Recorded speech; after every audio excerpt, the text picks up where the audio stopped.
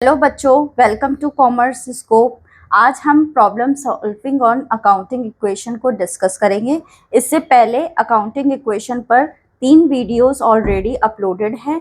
नए व्यूअर्स मेरे चैनल पर जाकर देख सकते हैं। तो आइए शुरू करते हैं problem solving on accounting equation. तो हमारे सामने एक क्वेश्चन है। चलिए उस क्वेश्चन को सबसे पहले रीड आउट करते हैं। Prove that the accounting equation is satisfied in all the following transaction of Rajesh। अब राजेश ने सबसे पहला ट्रांजैक्शन किया है। Started business with cash rupees 1,20,000। Second है purchase a typewriter for cash rupees 8,000 for office use. Third है purchase goods for rupees 50,000 for cash. Next है fourth है purchase goods for 40,000 on credit. Goods costing 60,000 sold for rupees 80,000 on credit. Paid for rent 1,500 and for salaries 2,000। Received 8,000 for commission. फिर withdrew for private use rupees 5,000 in cash.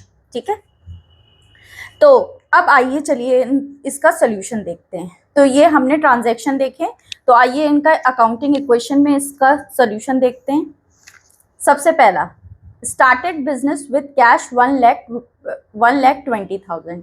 तो अब हम इसमें ये भी देख लेते हैं कि हमें कौन कौन सी एसेट्स नज़र आ रही हैं। सबसे पहली जो एसेट्स नज़र आ रही है कैश है, टाइपराइटर है, गुड्स हैं। ठीक है, ये सारी क्या है आपकी एसेट्स हैं। और साथ में एक चीज और देख लीजिए, ये जो ट्रांजैक्शन हुआ जिसमें goods costing 60,000 sold for rupees 80,000 on credit, उधार पे सामान बेचा है।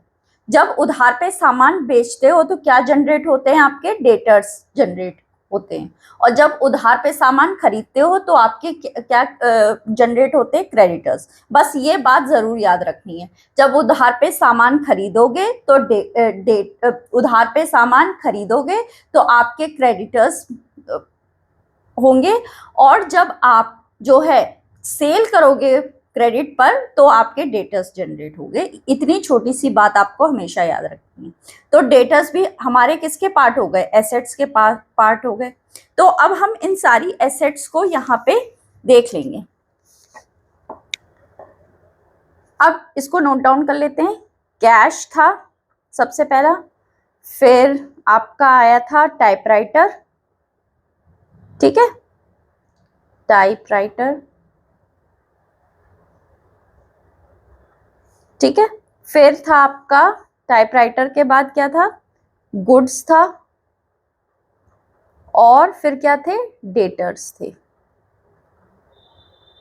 ठीक है, फिर लायबिलिटीज में आपकी क्या थे, क्रेडिटर्स थे। ठीक है, इतना हम पहले ही नोट डाउन कर लेंगे।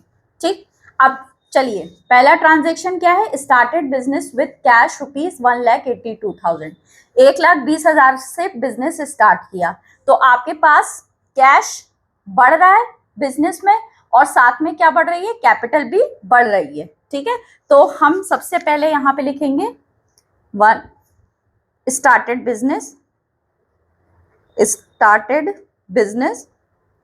ठीक है, कैश, तो कैश कितना है, 1,20,000। ठीक है, और आपका टाइपराइटर के बारे में कुछ नहीं है, गुड्स के बारे में कुछ नहीं है, डेटर्स के बारे में कुछ नहीं है, तो सब जगह 0 लिखते जाएंगे। और क्रेडिटर्स के बारे में कुछ नहीं है, और कैपिटल आपकी कितनी है, 1,20,000। इसको ऐसे शो कर देंगे। ठीक है, तो आपकी जो इक्वेशन निकल के आ जाएगी, सबसे पहली इक्वेशन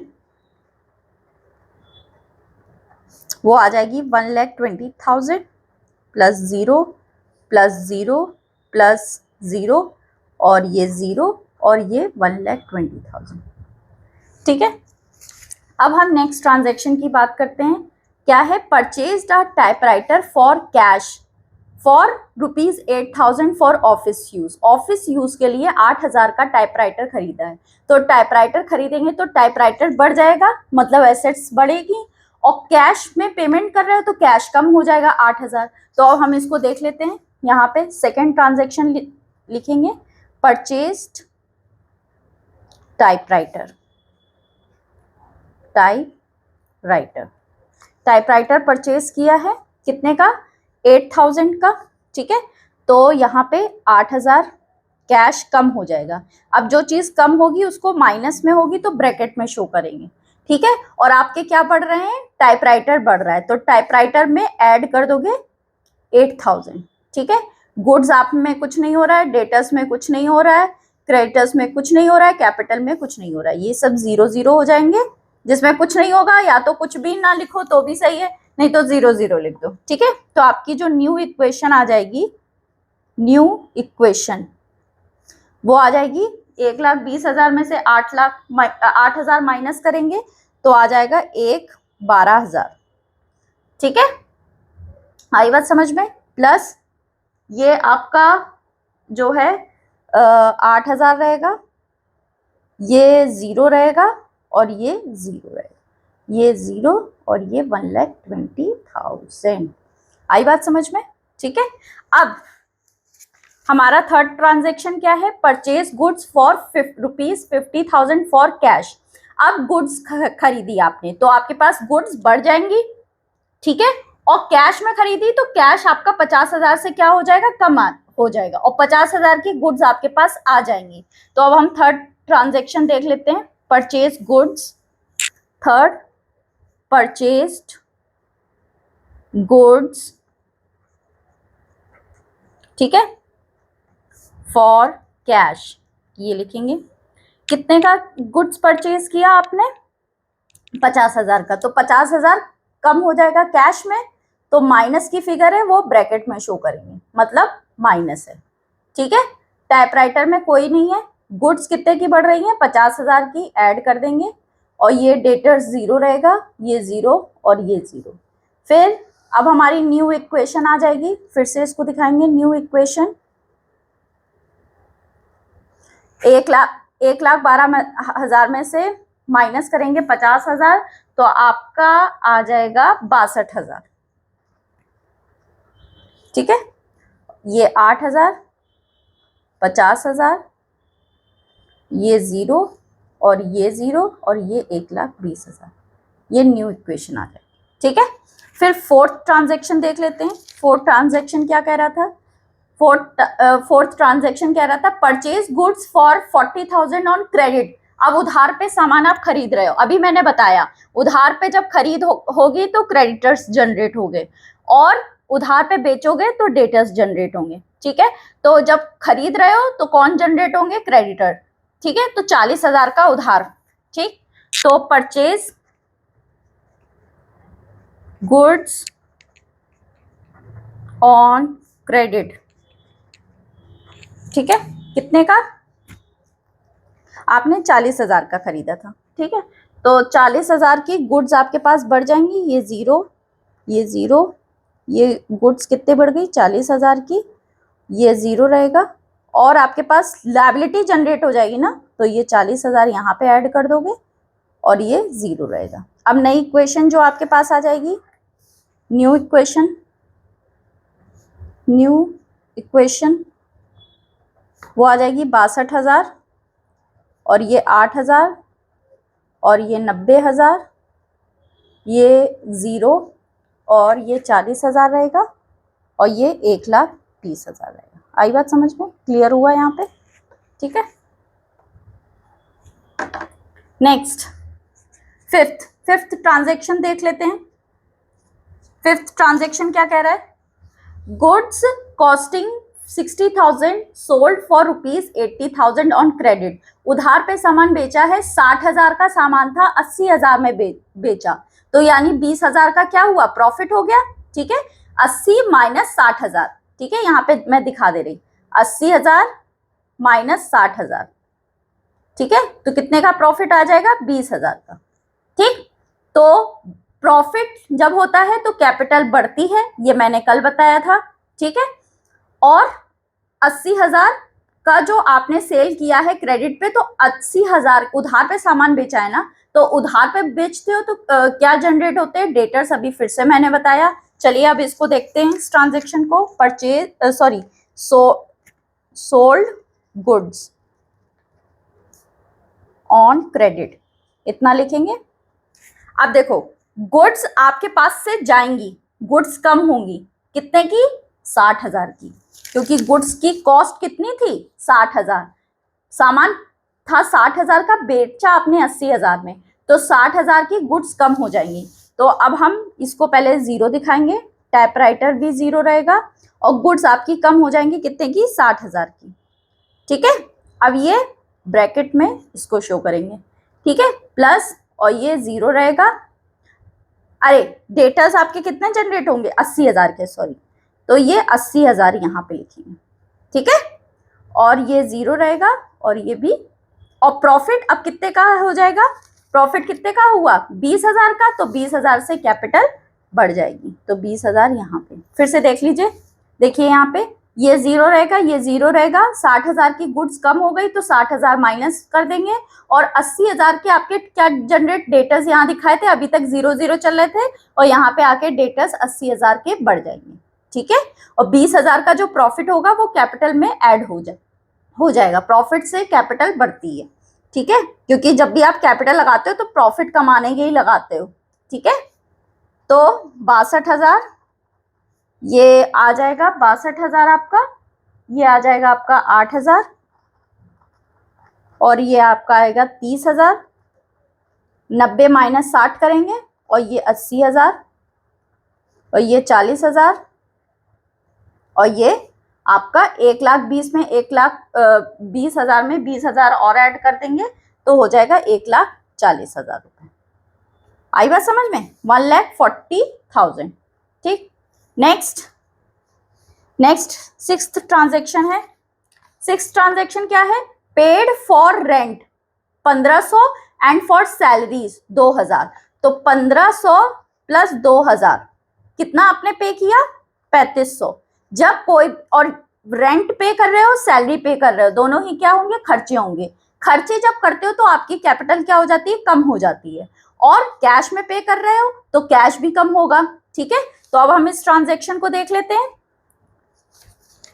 सिक्स्थ, ये यहां पे न्यू इक्वेशन लिख लो, न्यू इक्वेशन, ठीक है।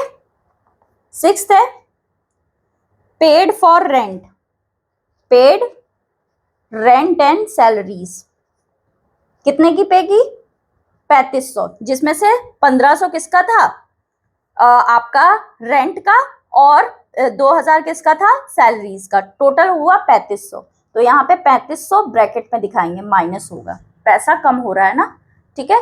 ये जीरो, ये जीरो, ये जीरो, ये जीरो, और कैपिटल हमने क्या बताया, खर्चे होंगे तो कैपिटल कम होगी, तो 3,500 यहाँ माइनस करेंगे कैपिटल में से। आई बात समझ में। अब हमारी यहाँ पे न्यू इक्वेशन निकल के आएगी, न्यू इक्वेशन जो आ जाएगी वो आ जाएगी 62,000 माइनस 3,500 करेंगे तो आ जाएगा 58,500, 58,500।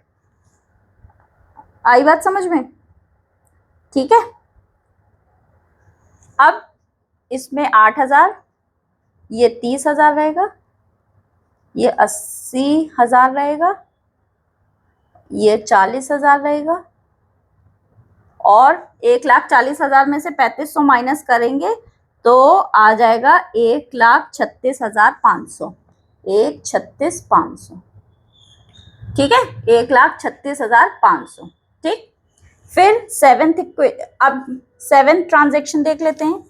रिसीव्ड 800 रुपए फॉर कमीशन, कमीशन मिला है, तो मतलब इनकम हुई, पैसा आएगा, 800 रुपए से कैश बढ़ जाएगा, और अभी मैंने बताया कैपिटल में कब कम होगी, जब एक्सपेंस होगा, तो अगर जैसे इनकम होगी तो कैपिटल बढ़ जाएगी, ठीक है। आई बात समझ में। तो अब हम देखते हैं इसको, रिसीव्ड कमीशन 800, रिसीव्ड कमीशन ये लिखेंगे, 800 इसमें ऐड करोगे कैश में, ये 0, ये 0, ये 0, ये 0 और कैपिटल भी आपकी 800 से बढ़ जाएगी। यहाँ पे 1,36,500 है, ठीक है, वो थोड़ा स्पेस नहीं था इसीलिए मैंने लिखा। मैं आपको अमाउंट लेकिन बता दे रही हूँ, 1,36,500, ठीक है। अब यहाँ पे न्यू इक्वेशन आ जाएगी।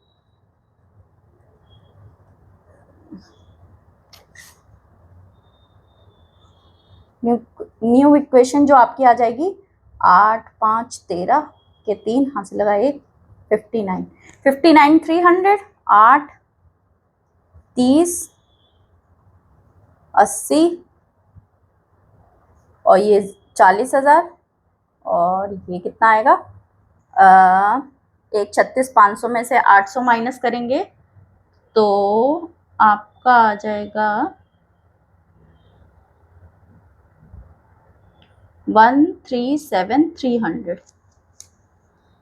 137,300 मतलब 8, 5, 13 के 3 हाथ से लगाए 6 और 1 7, ठीक।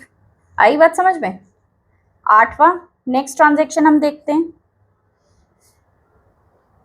नेक्स्ट ट्रांजेक्शन है withdrew for private use 5,000 in cash. Private use के लिए मतलब ड्राइंग्स, प्राइवेट यूज जहां पे आएगा वो ड्राइंग्स हो जाएगा, मतलब ओनर ने अपने खर्चे के लिए 5,000 है, कितना लिया है, कैश लिया है, तो कैश भी कम होगा और ड्राइंग क्या है, एक्सपेंस है, तो उससे कैपिटल भी क्या हो जाएगी, कम हो जाएगी। तो